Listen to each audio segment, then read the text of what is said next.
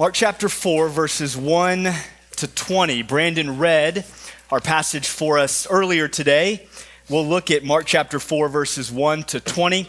I want to say welcome, especially if you're new with us here at West Conroe. We are so thankful for your presence here this morning. My name's Jesse. I'm the pastor here.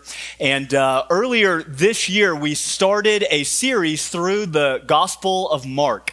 We got through the first 3 chapters. We did some other things over the summer, and we're going to pick this back up for a bit. Today we find ourselves in Mark chapter 4, verses 1 to 20. A few years ago, I had to go in and have a hearing test.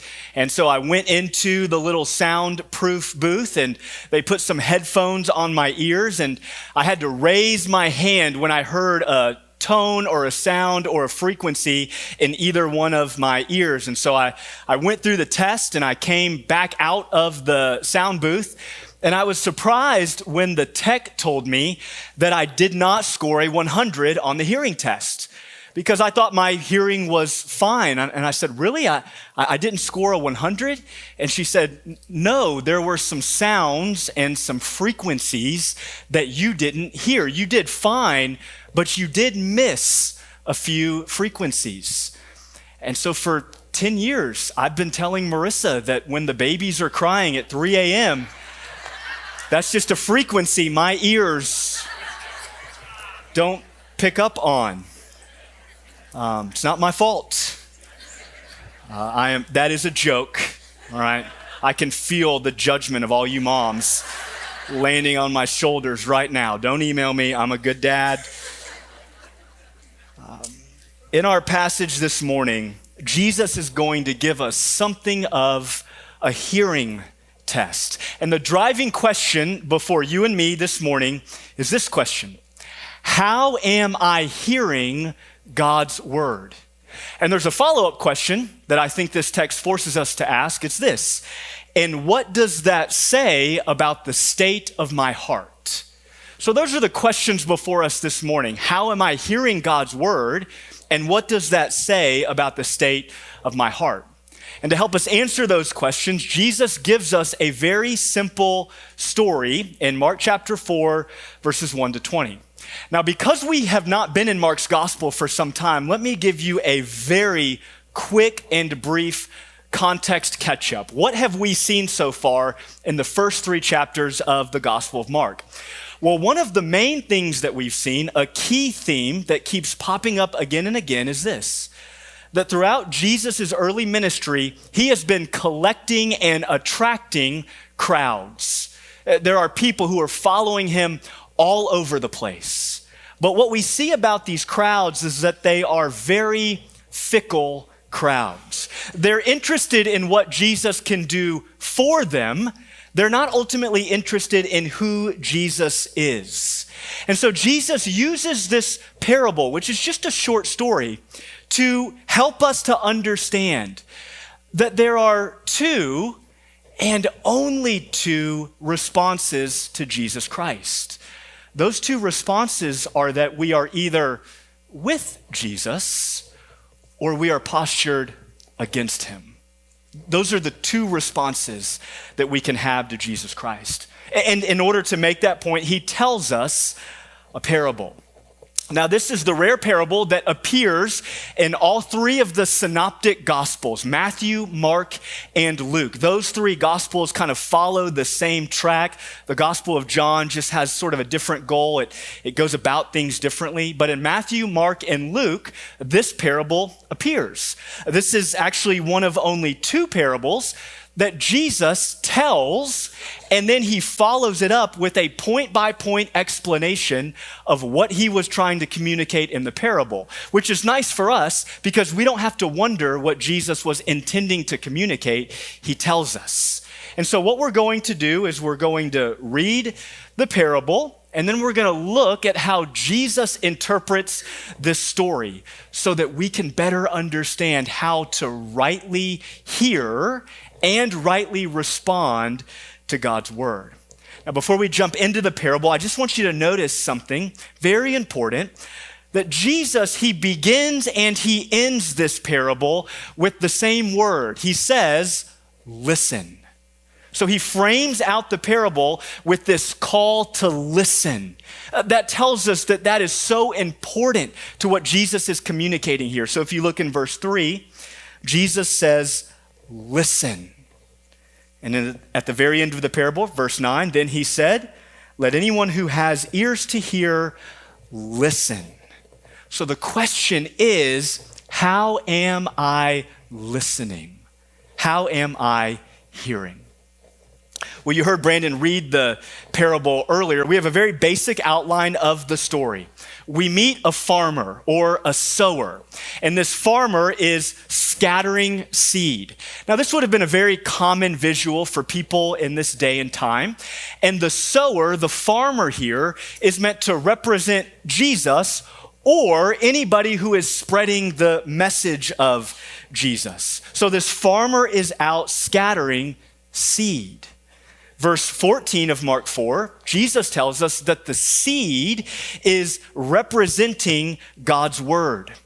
Now, God's word can apply to God's written word in the scriptures, but sometimes God's word can apply more broadly to just mean God's message, the saving message of the gospel. And so this sower is spreading the message of Jesus around. Well, what is this message? Well, we refer to this as the gospel, the good news, the fact that there is one eternal God, and that God has created everyone and everything, and he created you in his image. And God created you in his image to be in this perfect, eternal, harmonious relationship with your creator. But see, the problem is that sin entered the world, and we have all sinned. We've rebelled against God. We've committed cosmic treason against our good creator God, and that has put us at odds with God. We're now taken out of this right relationship with him, and we're under his wrath. That's the bad news. But the good news is that God has loved you such that he sent his own son to die on the cross in your place as your substitute. And 3 days later, he came back from the dead. He walked out of that tomb. And the Bible says anybody who will repent of their sin and trust in Christ will receive forgiveness and grace and mercy. This is what we call the good news. And so this sower is out spreading this word. And he's very generous with the seed. He's spreading it in all these different locations. And so let's look at, where does the seed land? Well, Jesus gives us 4 different locations. We see 4 different responses to this message. These are often referred to as different soils. So what I'd like to do is just walk through the 4 locations that this seed falls into, and let's see how those soils respond to the message. The first location we'll call the hard path. The hard path. Verse 4, as he sowed, some seed fell along the path, and the birds came and devoured it. And then Jesus interprets that in verse 15 by saying, some people are like the word sown on the path. When they hear, immediately Satan comes and he takes away the word sown in them. The hard path. Here, the seed never penetrates the soil because Satan snatches the word away. In first century Judaism, birds were often associated with demonic omens. And so that's why Jesus uses birds in verse 4 to talk about the fact that Satan desires to come and to take the word away. See, here the soil is so hard because people have walked over this path that the soil has been packed down and it's dense. And that means that the seed does not settle into the soil. And so it's easy surface pickings for Satan to grab and to carry away. Maybe this is the person who is indifferent to the claims of Christianity. Or perhaps they're even hostile to the claims of Christianity. They might say, all this Bible stuff is so old-fashioned. It's so outdated. It's so not modern. It sounds so mythical. And so they're not open to hearing the word and letting it settle into their hearts. By the way, if that's you this morning, if you're here with us and you're like, yeah, I have all sorts of intellectual questions about the Christian faith, I just want you to hear me say, we are so thankful that you're here. And I just want you to know there are really good answers to all of the intellectual questions about Christianity that you may have. But this is the person who says, no, I can't take that seriously, or I want nothing to do with that. And so the seed just does not settle in deeply. Or maybe this is the person who is hearing, but they're hearing with a hypercritical spirit. And if you listen looking for something to critique, well, you'll find it every time. And you might miss what God wants to say to you.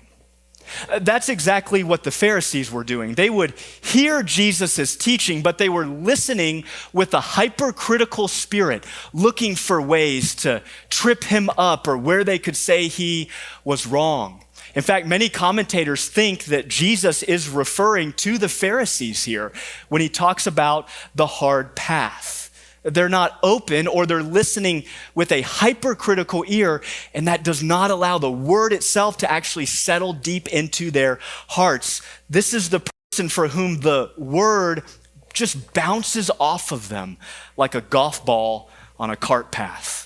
For various reasons, the seed never settles into the soil along the hard path.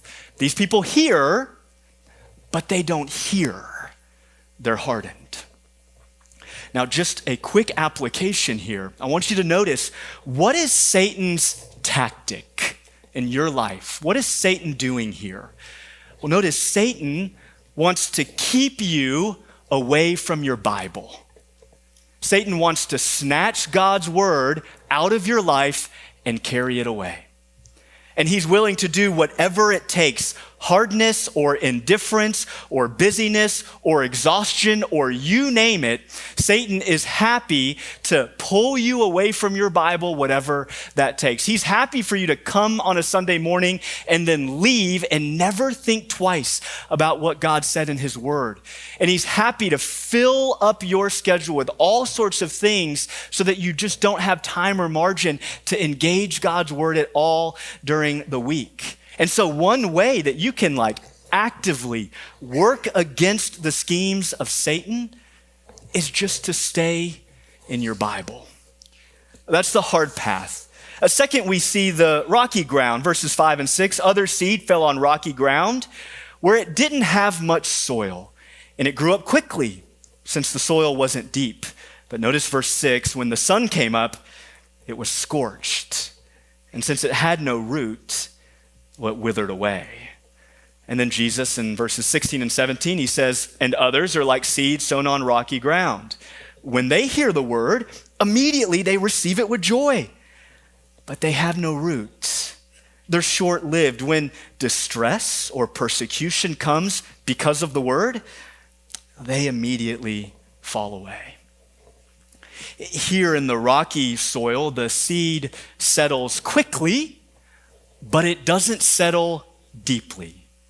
One pastor said these people are quickly green and quickly gone. See, without a root system, it withers away under the slightest threat. These are momentary responses to Jesus. They're excited hearts, but they're not transformed hearts.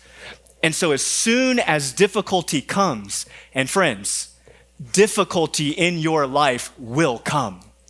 As soon as difficulty comes here, this person says, whoa, this is not what I signed up for. And so I'm out.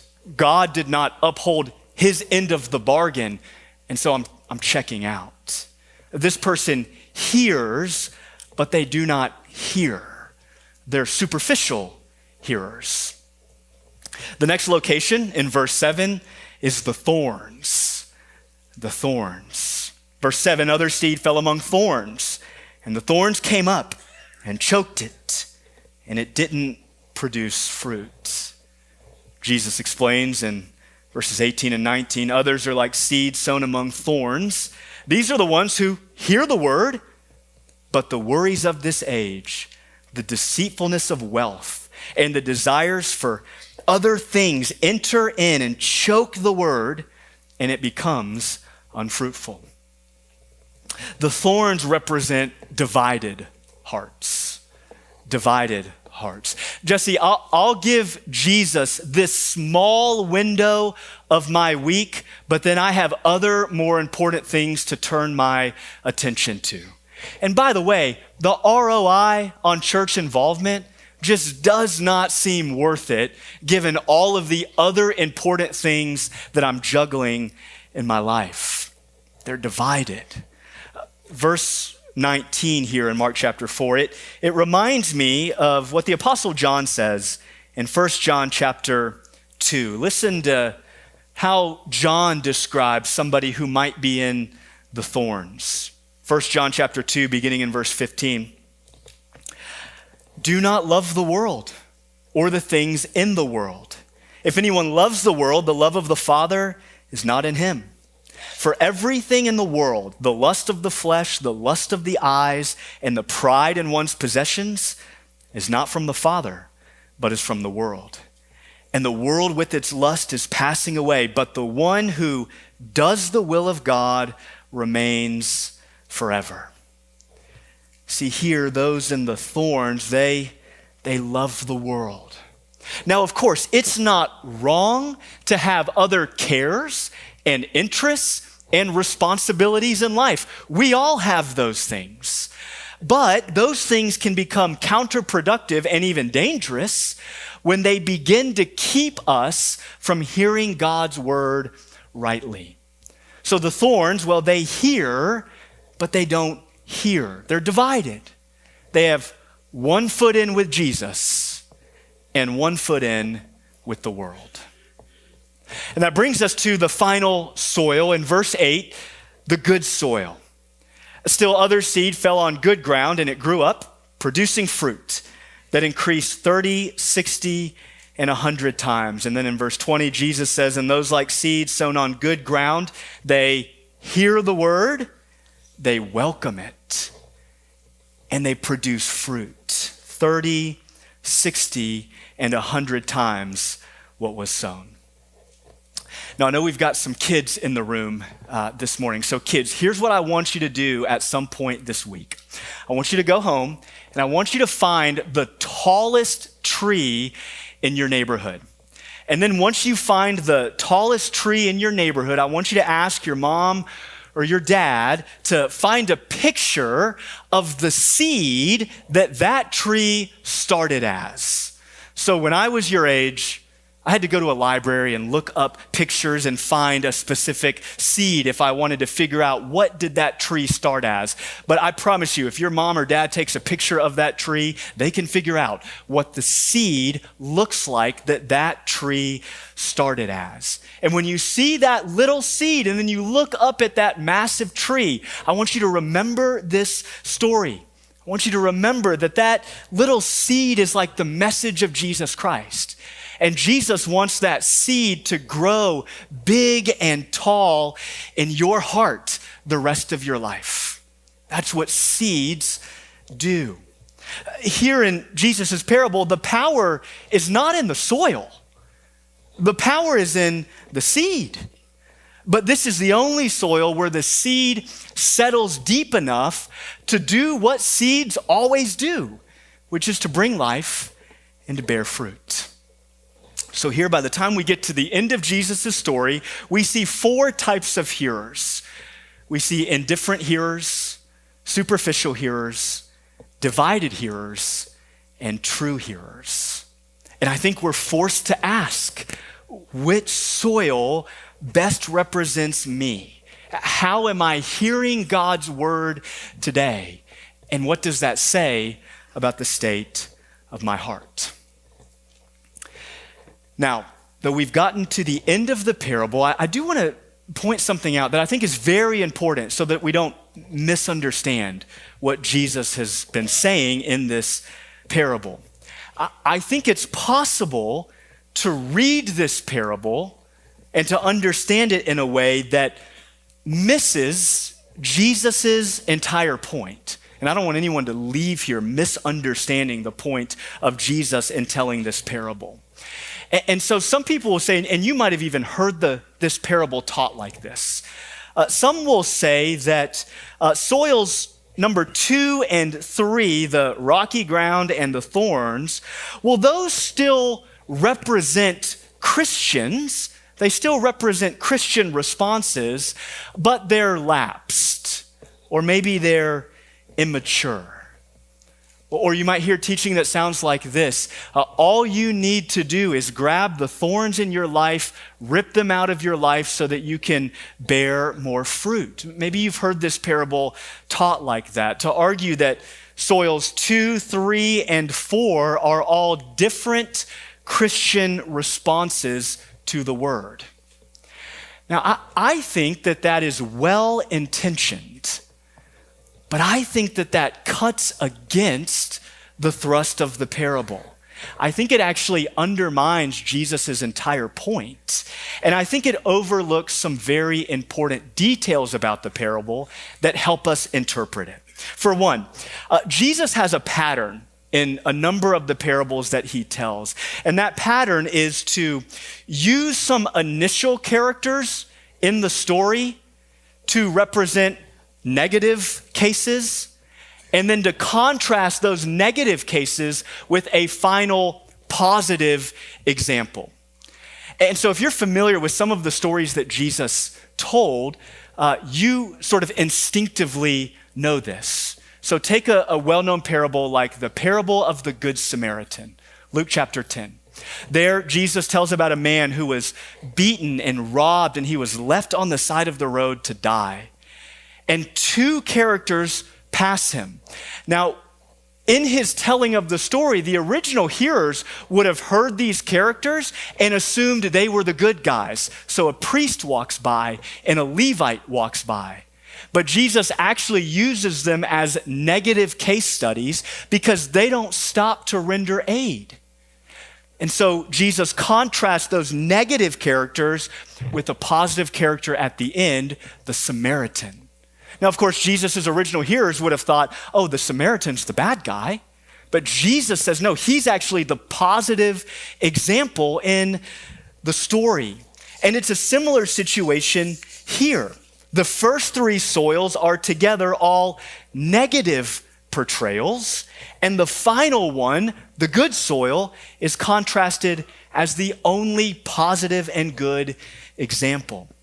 And I think this is proven by something that you can't actually see in your English translation, but it's very clear in the original language. So in those first 3 soils, when the word hear is used, that word is actually in the past tense, meaning that it happened in a moment, that hearing was momentary, but nothing lasting came of it. It was fleeting. But in the original language, when you get to the final soil, the good soil, the word hear there, it's in the present tense. And the original readers would have caught that distinction, meaning the last soil is set apart as the only positive case. And so this isn't representing different categories of Christians. It's saying there's bad soil, the first 3, and there's good soil, the final one. There's not 4 options here, but there's 2. We're with Jesus or we're against him.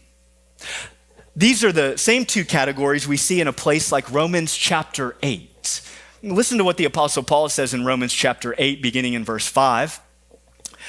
For those who live according to the flesh have their mind set on the things of the flesh. But those who live according to the Spirit have their mind set on the things of the Spirit.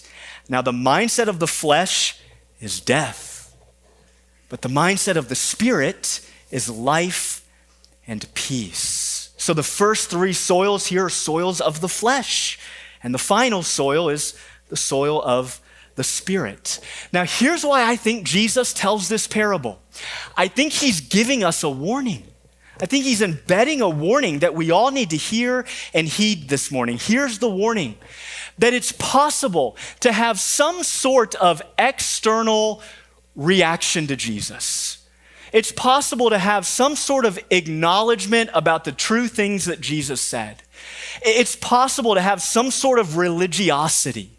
It's possible to have some sort of fleeting, momentary, quote unquote, belief that actually is not internal saving faith. It's not true trust in Christ. I think that's a warning that we need to hear and to heed. In fact, I think we see this happening at a different point in Jesus's life, in a different scene in the Gospels. We see that this can happen. So in John chapter 8, you don't have to turn there. I'll catch you up on what's going on. John chapter 8, Jesus is speaking with a group of Jews. And in verses 30 and 31 of John chapter 8, the Bible tells us that some of these Jews believed in Jesus. That's the word that's used. The Jews believe in Jesus. But then if you keep reading, you'll notice unmistakably that Jesus exposes their belief as a false belief. Jesus exposes that their quote unquote faith was not true saving faith. And so the Jews say that they believe in Jesus, but then Jesus continues and he says a few things about them. In verse 34 of John 8, Jesus says that they were slaves to sin. In verse 44, Jesus calls them children of the devil. In verse 55, Jesus calls them liars. And then at the very end of that section, in verse 59, these quote unquote believing Jews try to murder Jesus. And I think it's safe to say, if you're trying to murder Jesus, whatever belief you said you had in him was not legitimate saving faith. No, they had a fickle and a fleeting faith. It wasn't persevering faith. And true faith is always persevering faith. And I want you to hear what Jesus says to them. And this is where it ties in with our passage this morning. Jesus says in John chapter 8, verse 47, the one who is from God listens to God's words. This is why you don't listen, because you are not from God. So they heard, but they didn't hear.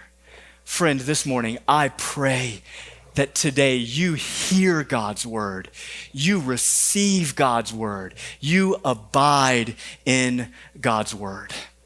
Mark 4 is the story of what Scripture teaches, that true faith, the last soil, that it hears God's word, it abides in it, and it bears fruit. Jesus says some 30, 60, and 100-fold. I think Jesus there is saying that fruit bearing in our lives will look different. Different people will bear fruit in different ways at different timelines. Fruit is going to look and grow and bear differently in our lives, but the commonality here is that all true believers will bear some fruit, not for our salvation, but from it. Now, will all true believers struggle with hardness or coldness of heart at times? The answer is, of course, yes. And will all true believers wrestle with and ask very difficult questions in times of suffering? Well, the answer is, of course, yes. Will all true believers struggle with busyness and demands and exhaustion? Yes. Will all true believers struggle with temptation, even ongoing temptation, or will we struggle with a pull back into the world? The answer is yes, of course. We can all look like these different soils in momentary snapshots of our life, but true believers don't stay in that state. Eventually and ultimately, true believers bear fruit.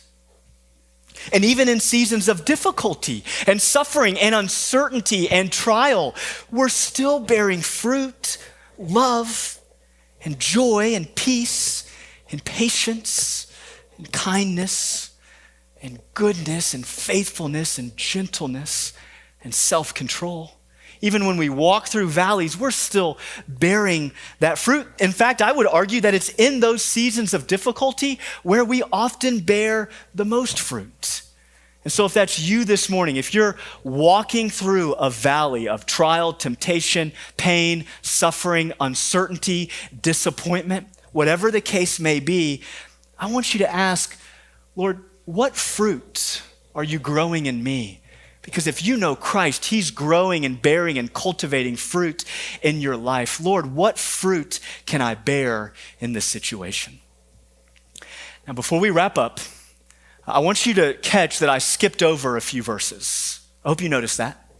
I skipped over verses 10 to 12. I want to read those and I want to explain what Jesus is saying in verses 10 to 12. This conversation comes at a different time, but Mark plants it here in between the telling of the parable and the interpretation of the parable. Verse 10, when he was alone, those around him with the 12 asked him about the parables. He answered them, "The secret of the kingdom of God has been given to you, but to those outside, everything comes in parables, so that they may indeed look and yet not perceive. They may indeed listen and yet not understand. Otherwise, they might turn back and be forgiven." That's a very interesting comment from Jesus. When we hear about parables, we think, oh, Jesus is giving us a story to simplify a point.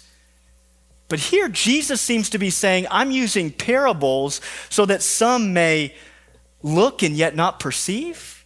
Some may indeed listen and yet not understand. What is Jesus saying here? Why does it sound like Jesus wants to keep some people out of the kingdom of heaven? Well, that's not what Jesus is saying here. Jesus is using a direct quote from the Old Testament, from Isaiah chapter 6. And in Isaiah 6, God gives a message to Isaiah. And he tells Isaiah, you are to go out and share this message, but nobody's going to listen to you. Nobody's going to hear it. Nobody's going to receive it. And Jesus uses that quotation to tell us something about the word, to tell us something about the message. Here's what Jesus' point is. He's saying that the word acts as a separator. It acts as a filter. So a few years ago, I was watching a show with my children. It was called like How Things Are Made or something like that. Every episode, they tell you about how a different thing is made. And in this episode, I think they were making like raspberry juice or something. And it showed a farmer bring this large harvest of raspberries. And they come to this industrial factory and they drop these raspberries on a conveyor belt. And those raspberries move on a conveyor belt. And there is this like high-tech imaging software that can look at every single raspberry that comes by on that conveyor belt. And through this technology, the computer can figure out which are the healthy and usable raspberries, and it can separate those out from the sick and the unusable ones. And Jesus here is saying that the word of God is a bit like that. It separates out those who know him and those who don't.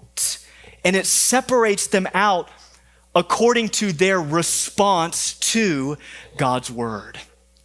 So it's not just about hearing audibly, but about receiving and trusting God's word. Otherwise, only judgment awaits.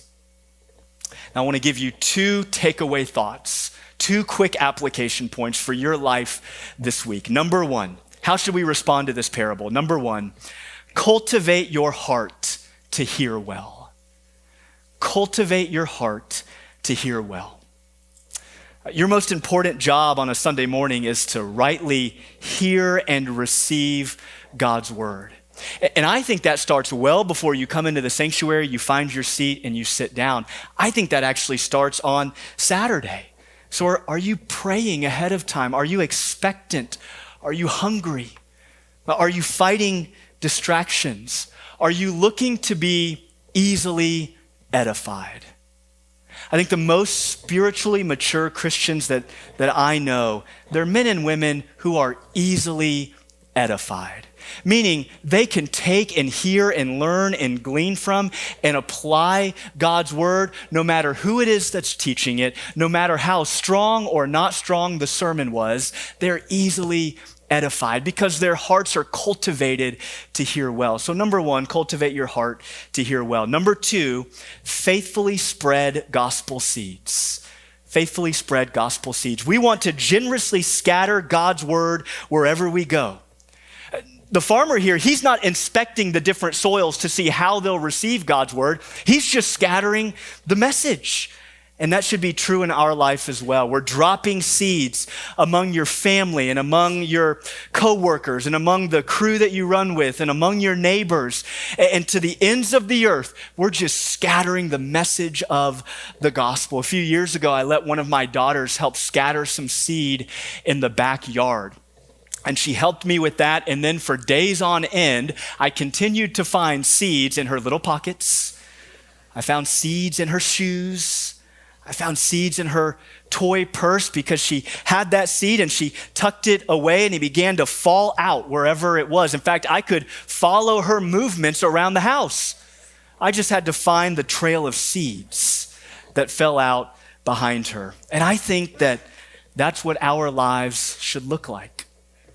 We're scattering the seed of the good news of Jesus wherever we go. We're never giving up because there's nobody who's too far removed from the saving love of Jesus Christ. We're never giving up despite the results or the reception. We're trusting that God is cultivating and preparing and tilling up soil even now that will receive God's word and will bear fruit. And so we faithfully spread gospel seeds wherever we go.